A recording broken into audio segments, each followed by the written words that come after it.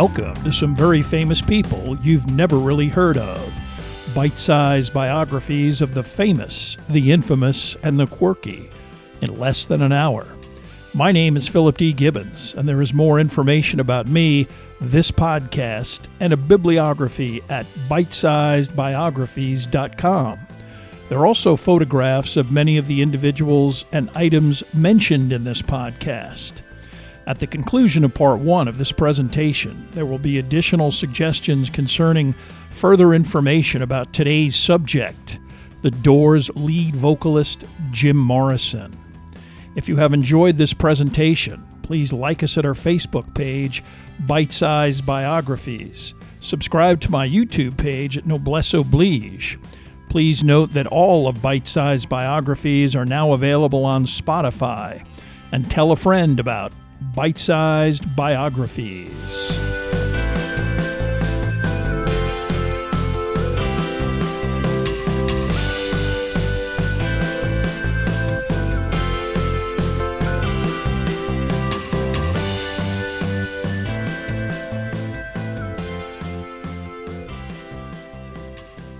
On December 12, 1970, Jim Morrison and the Doors appeared at the Warehouse concert venue in New Orleans, Louisiana.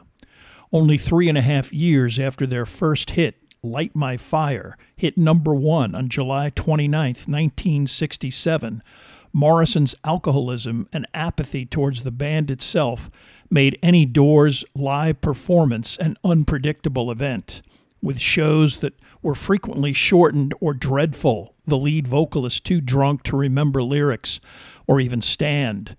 On this particular evening, only a few songs into the set, he attempted to assuage the crowd with jokes and monologues as the band improvised. Although the other Doors had long ago adapted to this erratic behavior, on this occasion, Morrison was especially disinterested. Keyboard player Ray Manzarek and drummer John Densmore later stating that they could visibly observe Morrison's energy level completely dissipate. Finally, when it came to Light My Fire, he quit singing in the middle of the song and sat down on the platform which housed Densmore's drum kit. As the band completely finished its musical segue, Morrison failed to get up to provide the concluding vocals. Drummer John Densmore practically kicked him upright, but instead of singing, Jim Morrison grabbed his metal mic stand and began smashing the thin plywood stage again and again, the material finally splintering. A roadie emerged and first calmed the vocalist down while the rest of the band concluded the song. Morrison then staggered off of the stage, Densmore tossing his drumsticks down in disgust. The next day, the Doors and their management canceled the rest of the tour. Surprisingly, the band actually then went back into the recording studio to record what became one of their best efforts, the album L.A. Woman. After this, it was agreed that the band would take an extended break without touring, Morrison deciding that he would spend what he called a sabbatical in Paris. The singer probably hoped that a break from the L.A. music scene and American celebrity would allow him to focus on his interest in composing poetry. In March of 1971, he left California and moved into an apartment in Paris's Marais district, his significant other, Pamela Corson, having already preceded him by a few weeks. If Jim Morrison intended on altering his self-destructive lifestyle, the next few months ultimately proved to be completely unsuccessful in this regard. James Douglas Jim Morrison was born on December 8, 1943, in Melbourne, Florida. At the time of his birth, his father, George Stephen Morrison, known as Steve, was a U.S. Naval Academy graduate, flying Hellcat fighters in the South Pacific. During World War II, Jim Morrison's mother, Clara, lived with Morrison's paternal grandparents in Clearwater, Florida, helping with the family's laundry business. When the war ended, Steve Morrison was intent on a career in the Navy and decided that involvement in the nuclear weapons development area of the military would be a fast-track opportunity for promotion.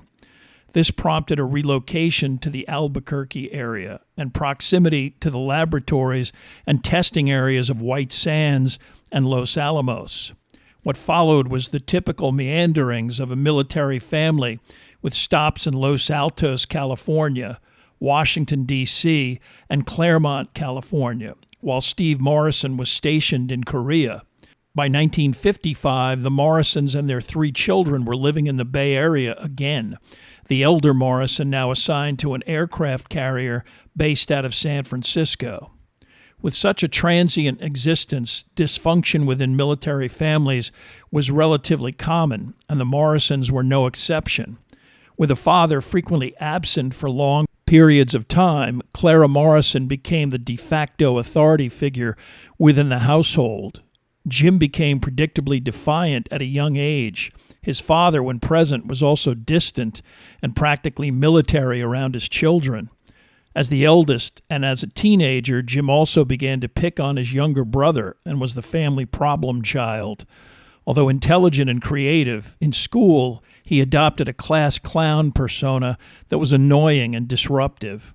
Living in Alameda, California, the Morrisons were on the move again in mid-1959 to Alexandria, Virginia, where Jim would enter George Washington High School in the middle of the 10th grade. Although he remained at this school long enough to graduate, his relationship with his family and his high school peers and authority figures remained strained at best. While he was considered bright, charismatic, and interesting, he was also perceived as a loner who did his own thing and avoided sports or any other organized extracurricular activities. He spent much of his time sketching and ruminating in his basement room that had a separate entrance allowing his unsupervised exits. Possibly his parents had given up on monitoring his activities. He refused any input from his father as far as additional formal education or career path, and could best be described in the vernacular of the day as a beatnik. He barely submitted to having his yearbook photo taken, bailed on the senior prom despite having a girlfriend, did not even attend his high school graduation, and made zero plans as far as his immediate post-high school graduate future. This defiance in behavior had a predictable effect on his parents. When Steve Morrison was inevitably reassigned to an aircraft carrier based in San Diego, the family decided that Jim would stay behind. He returned to his grandparents' house in Clearwater and was slated in September 1961 to attend St. Petersburg Junior College, underachievement personified. While he generally kept his nose clean under his grandparents' roof, Morrison did immediately locate the local counterculture coffee house called The Contemporary, filled with like-minded oddballs.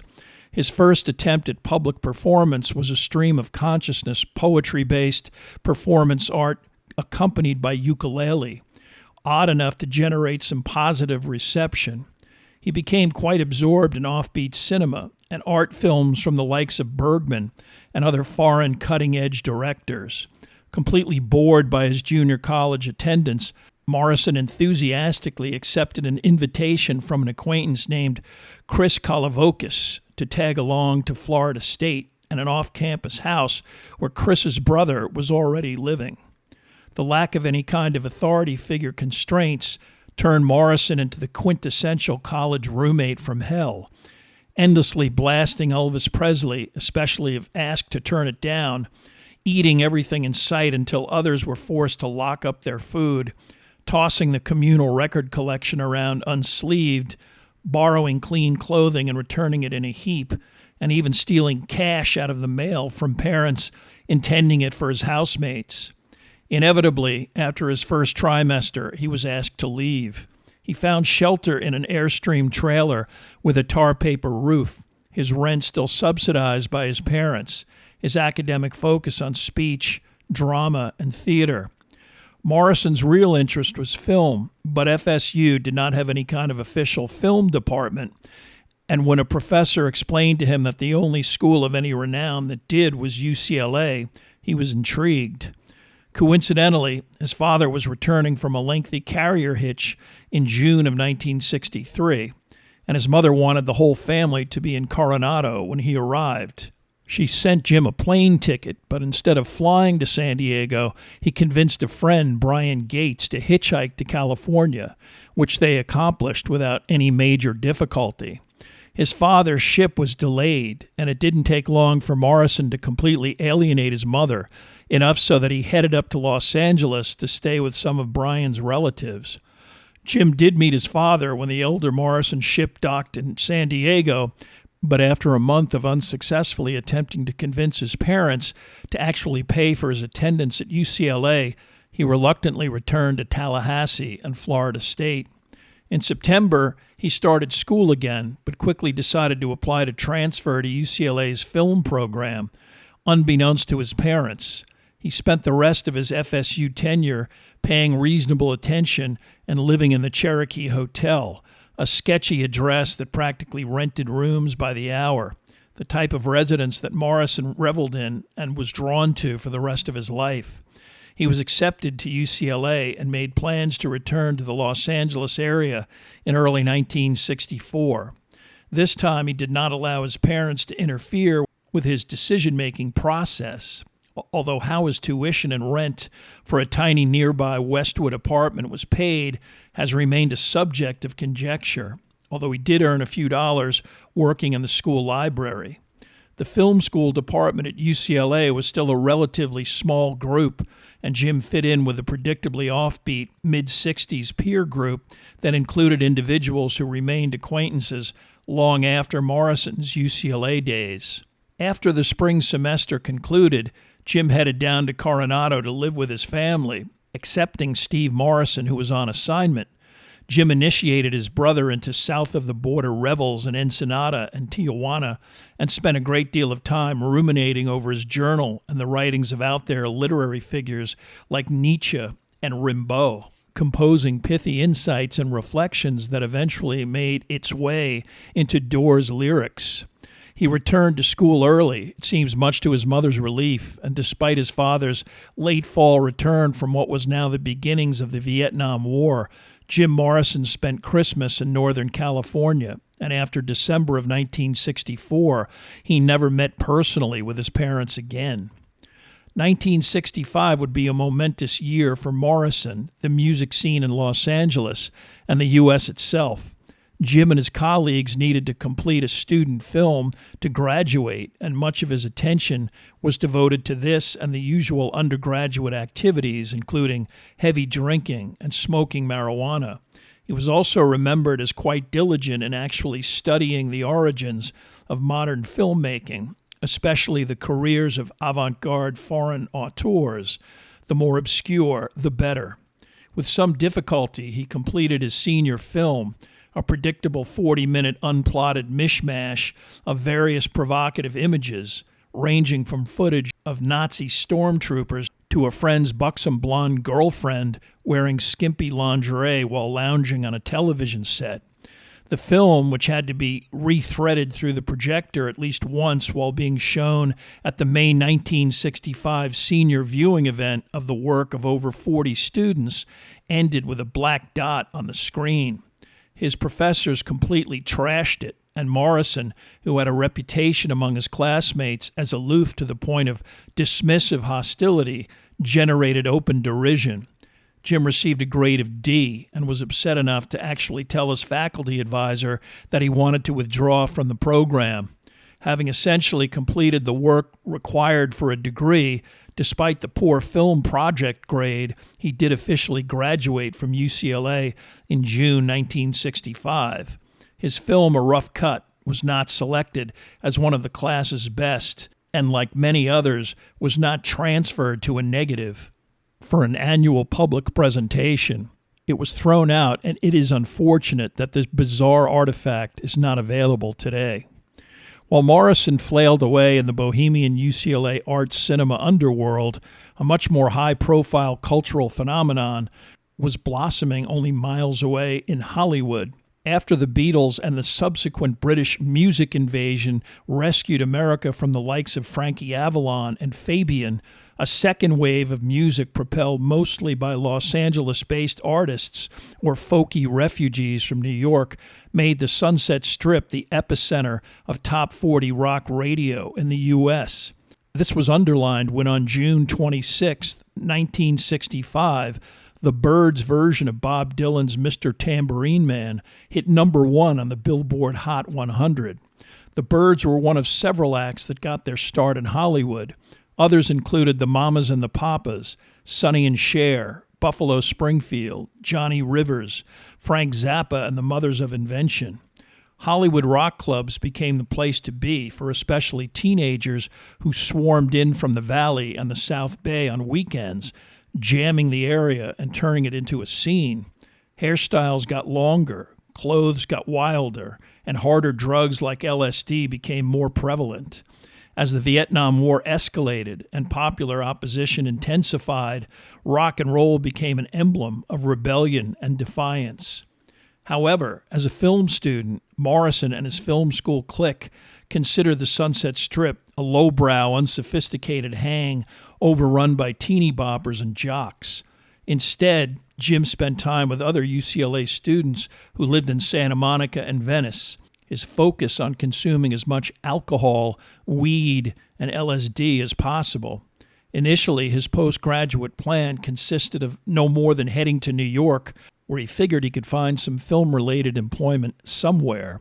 Perhaps out of inertia and lack of funds, he quickly abandoned even this nebulous plan, possibly because his interaction with his parents also no longer included any kind of financial support whatsoever. Instead, Morrison began to prevail on friends, both male and female, to allow him temporary access to a couch, an occasional shower, and a meal. Even so, whether purposely or as a result of his financial status, he began to lose weight, formerly pudgy. Over the next few months, he dropped 35 pounds, added extremely long hair, and was transformed into a physical appearance that was stunning. His most habitual address was the rooftop of a small, dilapidated apartment building at 14 Westminster Avenue on the corner of Speedway, a block from the Venice Boardwalk. A classmate, Dennis Jacob, was employed as the janitor of the building, so he let Jim store his prized collection of books and journals in the building's basement and, weather permitting, sleeping on the rooftop. He later claimed to have spent his days consuming LSD, pondering the beach and palm trees, and writing in his journal.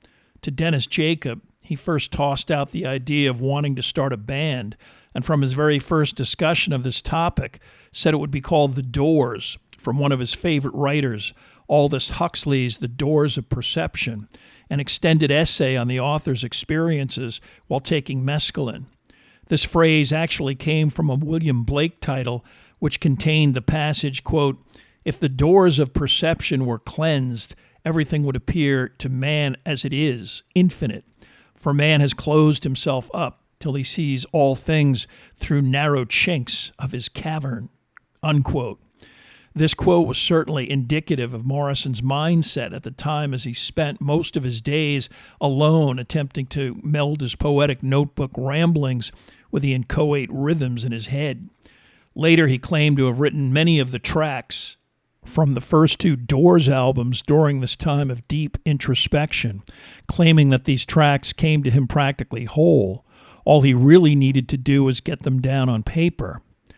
Although almost too cinematic to be believed, the next pivotal moment in Jim Morrison's life occurred early on a July 1965 afternoon when, while wandering aimlessly along the Venice Beach shoreline, he happened to run into a film school classmate and acquaintance, Ray Manzarek.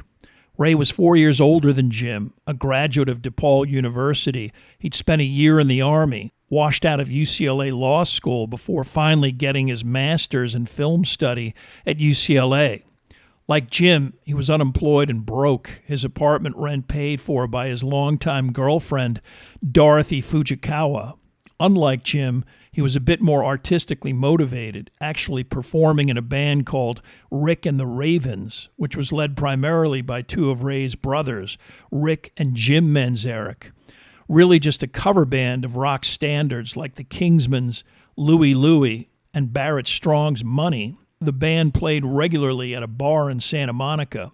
Seeing Morrison clad only in blue jean cutoffs, he yelled over to him, and Jim headed in his direction. Manzarek was not even close enough to Jim to know that he had not gone to New York after all, and certainly was not privy to his rooftop headquarters location, despite only living a few blocks away. Conversationally, Manzarek asked what Morrison had been up to, and was intrigued when Jim mentioned that he was actually working on writing some songs.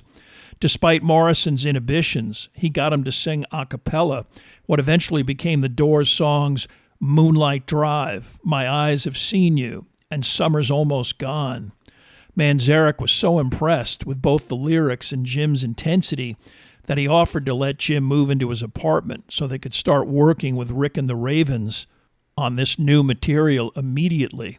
Morrison laconically agreed, but said he wanted to call their new band The Doors. Figuring that he could worry about a name change later, Manzarek agreed and dragged Morrison home to what must have been an interesting conversation with Dorothy, who knew Jim from the UCLA film program.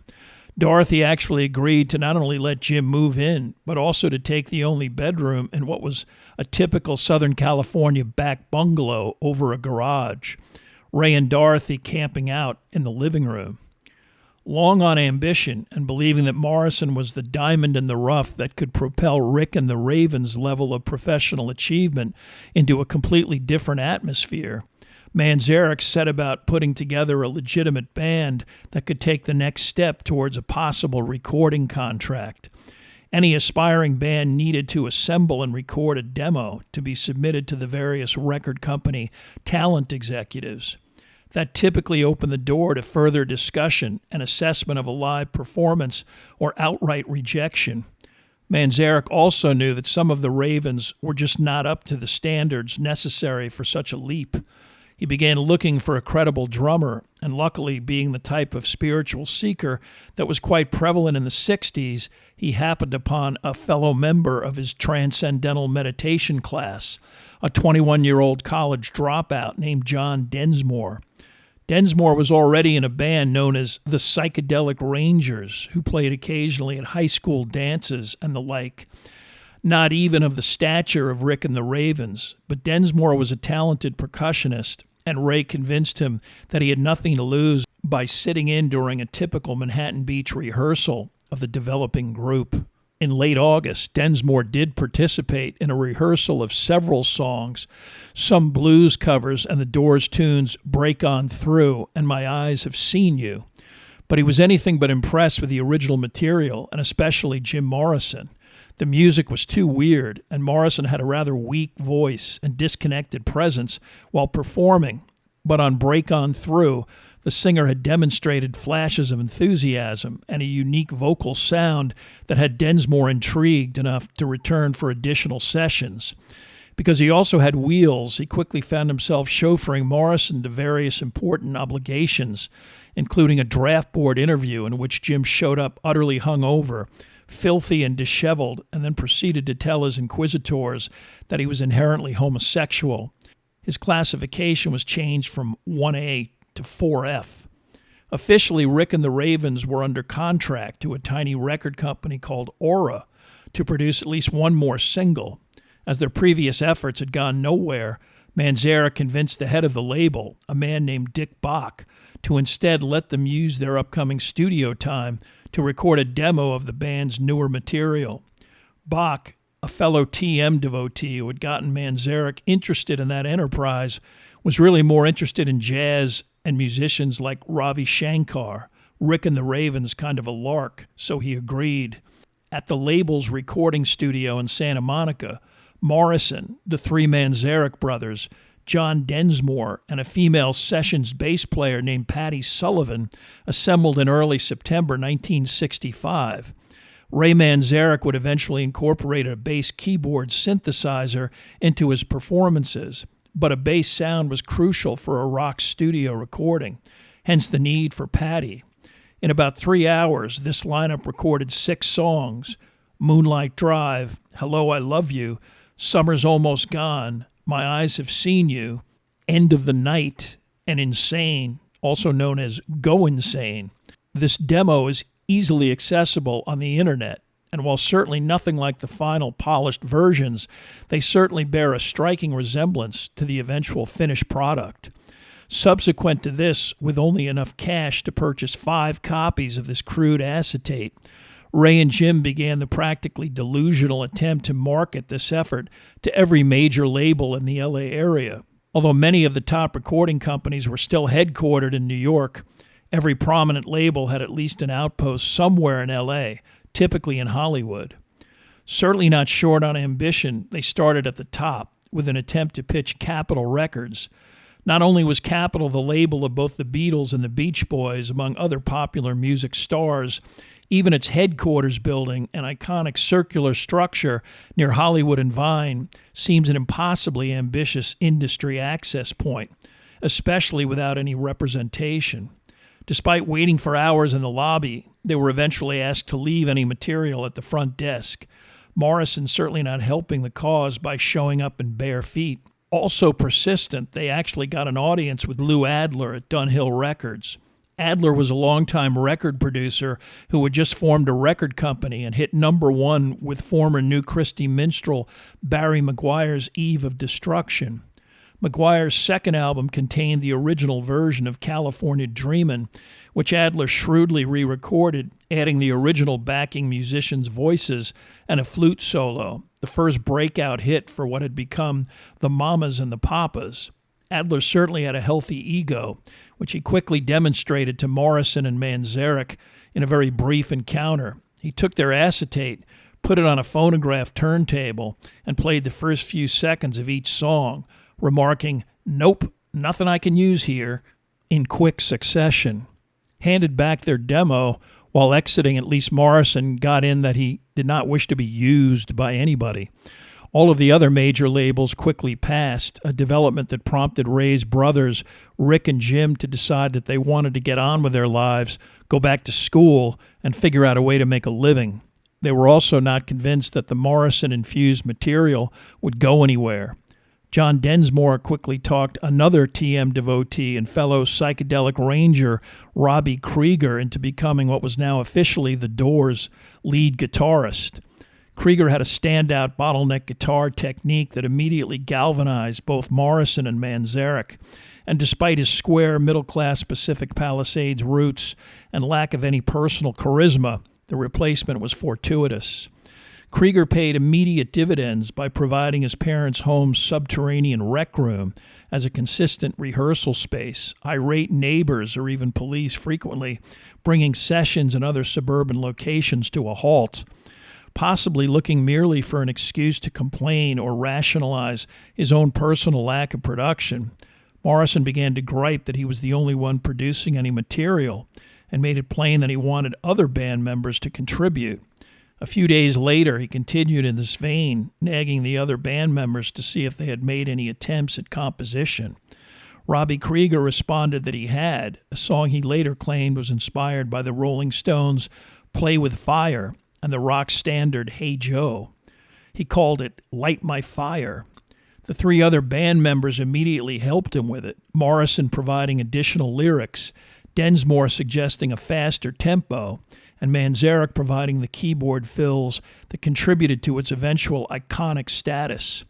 These contributions are underlined by the fact that despite Krieger's initial inspiration, the song's official songwriting credits went to all 4 band members. This practice of an equal split of both songwriting credit and ultimately royalties became a fundamental throughout the Doors' existence.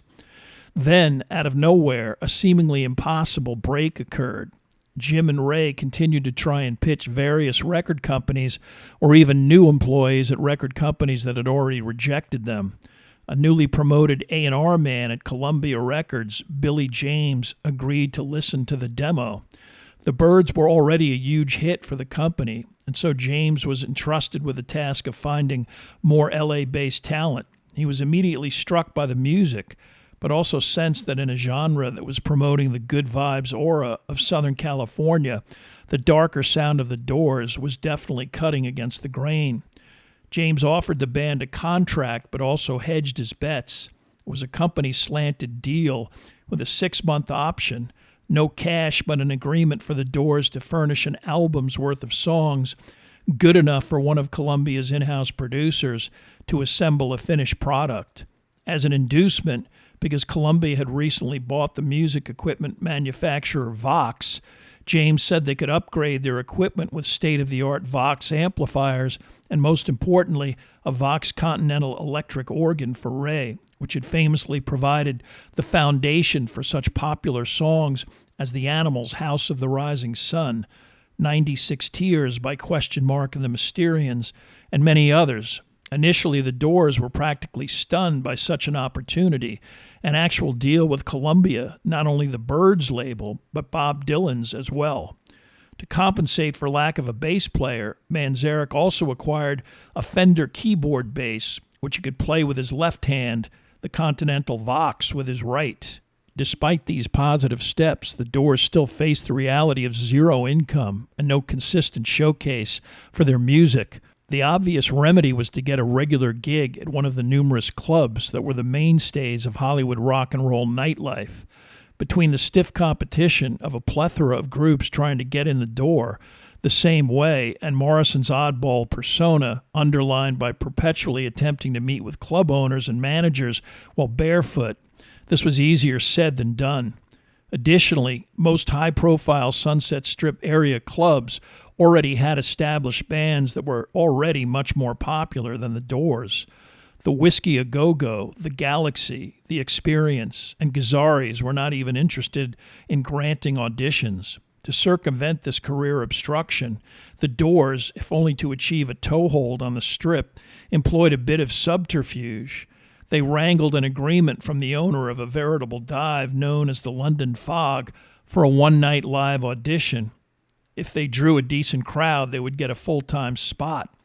On the night in question, the Doors packed the club, usually practically empty, with dozens of their UCLA film school friends, and the Fog, small enough to begin with, was jammed to the rafters. Mixing some of their own material with expertly played covers, the band generated an atmosphere that was unprecedented for such a second-tier operation. The owner-manager, literally named Jesse James, asked them to stay for a second set that was as enthusiastically received as the first. James then hired him for 4 nights and then 6 nights a week. The pay was laughable, $5 for weeknights, $10 for weekends, but it allowed the band to polish their music and established a location for any industry members curious enough to check them out. This break also coincided with the Doors composing some of their eventually most popular material, The Crystal Ship, Love Me 2 Times, and unusual distinctive covers ranging from Brecht and Weill's The Alabama Song to the Willie Dixon blues classic Backdoor Man. But the London Fog remained mostly empty, and there was no contact from any Columbia House producers. It became clear that there was no real internal interest, so that the Doors merely asked to be released from their contract, as much out of frustration as anything else. On the personal side, Jim Morrison met a 19-year-old named Pamela Corson, beginning a relationship that altered the rest of his life. Pam was an Orange County refugee who had dropped out of high school and fled to Hollywood, where she and a girlfriend rented a cheap apartment. Quite attractive, she was already involved with several other men when she met Morrison. Morrison also was not exactly focused on monogamy during this time period, what with all sorts of go-go girls and female audience members frequently expressing interest. Exactly how Pam supported herself during this time period is unclear. One of her male friends was an actual French count, Jean de Breteuil, who also was heavily involved in selling and using drugs. Initially enrolled at UCLA, he used this entree to sell hashish to other students and eventually graduated to selling harder drugs, including heroin, within a rarefied Hollywood circle, eventually earning the nickname the Dealer to the Stars. Needless to say, Morrison was not thrilled with Pam spending time with such an individual, but Pam was too attractive and independent to give up on her wild child proclivities, which probably only intrigued Morrison even more. Meanwhile, the London Fog was heading for collapse, Jesse James so strapped that he even stopped paying the Doors their nightly stipend, although he substituted meals from the kitchen. Anticipating that even this modest performance venue was on the verge of shutting down, Jim and Ray began to try and drum up another gig. The Whiskey A Go-Go, probably the top club in Hollywood, was right down the street, and on their breaks the Doors would hang around checking out the bands and the crowd. The Whiskey was one of the first rock clubs on the Sunset Strip, founded by a former Chicago police detective named Elmer Valentine. Valentine supposedly left the force over some dodgy behavior and a rep for shady connections. After moving to L.A., he owned and operated a successful club, which he quickly sold and then took a sabbatical in Europe. While in Paris, he experienced the discotheque and scene, and he quickly adapted this theme in L.A. DJs spinning records, live music, caged go-go girls, and all. The Whiskey took off, the first of the major L.A. rock clubs. Somewhat of a square, Elmer left the booking and talent to younger members of his staff who were much more attuned to rock music. Originally hired as an assistant, 26-year-old Ronnie Herron was promoted when she suggested that the club serve food, thus allowing 18-year-olds and up entrants previously banned under strict L.A. liquor laws. In early May, having already been fired by James, Morrison approached Herron about playing the Whiskey. It did not hurt that Ronnie was extremely attracted to Jim and had seen them at the London Fog several times. On her say-so, the Doors were quickly hired at a generous pay raise. Ronnie was the first real professional management that the Doors had ever had. The Whiskey required union membership, so she took care of that. Predictably, Morrison moved into her apartment, walking distance to the club, which increased the probability that he might even show up on time. She attempted to smooth his rough edges by getting him some reasonably decent clothes. Well connected with all of the music venues in greater Los Angeles, she booked them into gigs in between their requisite appearances at the Whiskey, and also the in-house publicist. She was able to increase the Los Angeles profile of the Doors beyond the Strip's club scene. The Doors' first Whiskey appearance was on May 23, 1966, sharing the bill with Captain Beefheart and Buffalo Springfield. A bit intimidated at first, Morrison especially with his shrieks and habit of turning his back to the audience, the Doors were not exactly greeted with open arms by the hipsters and celebrities who comprised the club's regulars. But musicians like Frank Zappa loved the Doors, connecting with the offbeat lyrics and singular behavior of the lead vocalist. Momentum started to build, the Doors 2 sets a night attracting a nightly full house. Typically, Jim, instead of enjoying his burgeoning success, couldn't resist tweaking whatever authority figures were in his vicinity. The day-to-day co-managers of the club, 2 gentlemen named Phil Tanzini and Mario Migliori, predictably no-nonsense and streetwise, disliked Morrison from the get-go. Frequently drunk and late, he also got under their skin by improvising not-so-veiled sexual innuendos during his vocal improvisations within the band's extended solos. He'd actually drop F-bombs on Elmer Valentine from the stage whenever the owner showed up, Valentine unamused and tolerating such behavior as a result of the increased attendance and revenue. Club management, typically used to acts consisting of mellow stoner musicians and flower children, was not prepared for such behavior, but this cutting-edge, profanity-filled experience galvanized the crowds that poured in night after night, so Elmer and Company shrugged it off. This buzz eventually made its way to the music industry. Today considered a forgotten relic of the 60s LA music scene, the only Elektra Records band appearing on the Strip was called Love, a multiracial proto-psychedelic group that enjoyed some modest success. Love frequently played at the Whiskey, and when the president of the label, Jack Holtzman, flew to L.A. to see them in person, the band members told him to stick around for the Doors.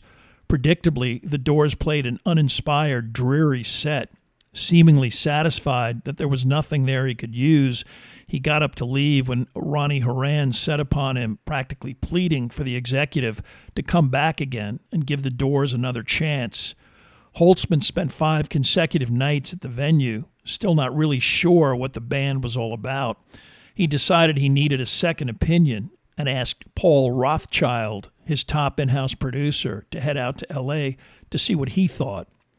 Rothschild and Holtzman showed up at the Whiskey a few days later, and right on cue, the Doors laid another egg. Morrison turning his back to the audience and quite uninspired.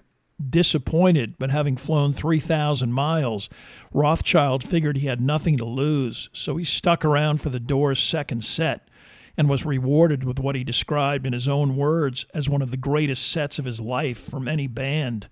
Holtzman was rather buttoned down, but Rothschild was a musician himself, a genuine New Yorker, and when both men went backstage to the club's tiny dressing room, Rothschild did most of the talking, telling Ray Manzarek that he had worked with Love, really liked the Doors, and wanted to produce them as well. Holtzman then mentioned that he would like to sign the band on the spot. At this critical moment, Jim Morrison was in the alleyway, talking up some of the female club-goers, so he had to be reeled into the meeting, which culminated with some actual numbers, the Doors at least coy and astute enough to express interest, but asking for something in writing. But earning $135 a week at the Whiskey, the offer from Elektra could not have come at a better time, and it was a foregone conclusion that the band would make a deal.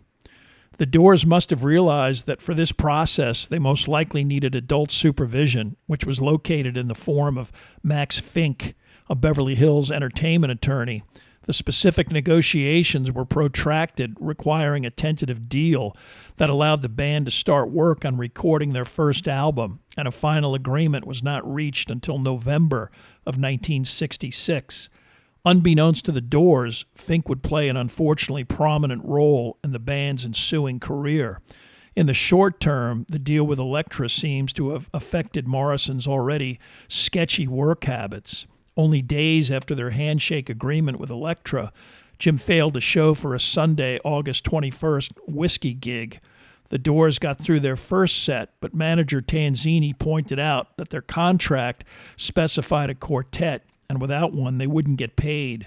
Reluctantly, Densmore and Manzarek hustled over to the Tropicana Motel on Santa Monica Boulevard, one of the local rundown hipster spots where Morrison frequently crashed.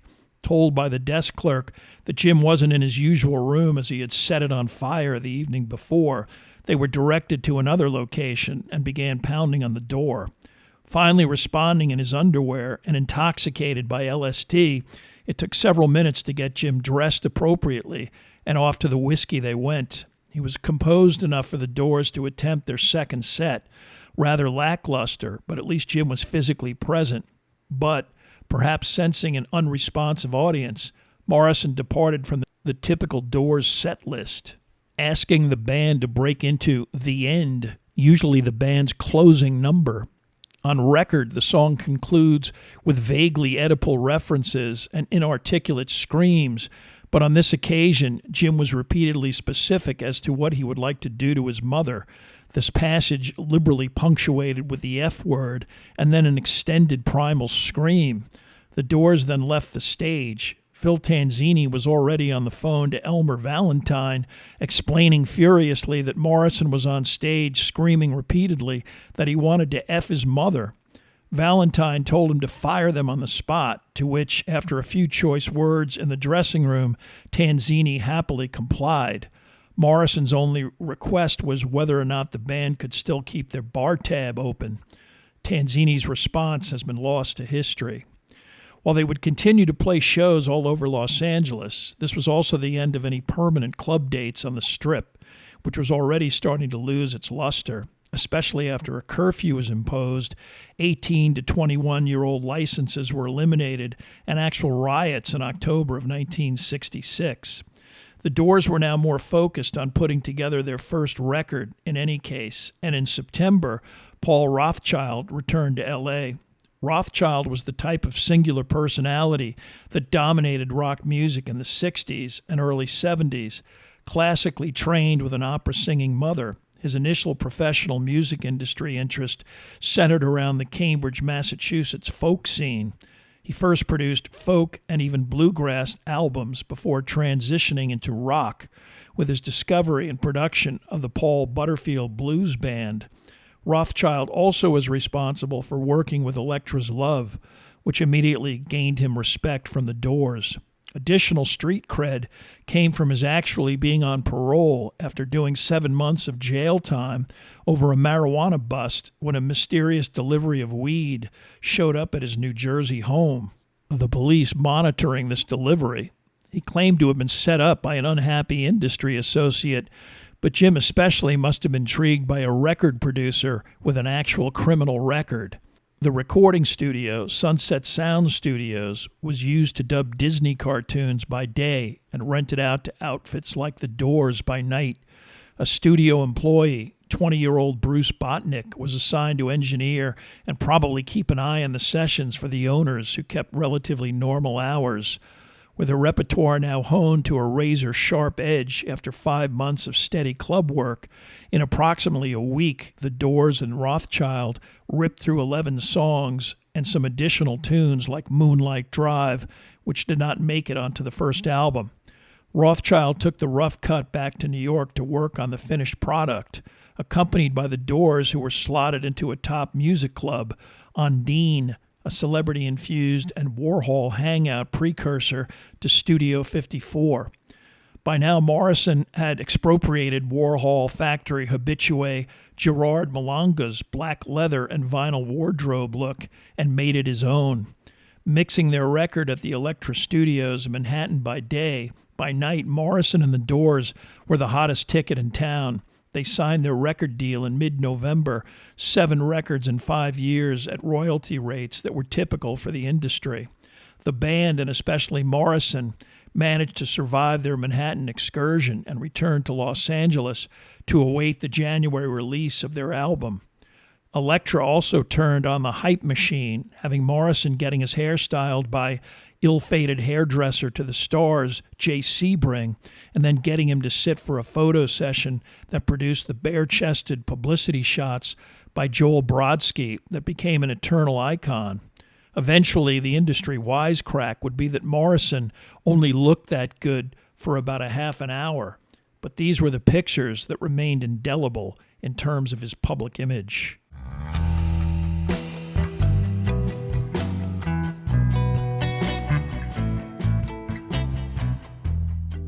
Thank you for listening to part 1 of this podcast about Jim Morrison. Information for this podcast came from the books Jim Morrison, Life, Death, Legend by Stephen Davis, and Break On Through by James Reardon. There are also additional photographs, bibliographical and musical information at bitesizedbiographies.com. Thank you for listening, and please tell a friend about Bite-Sized Biographies.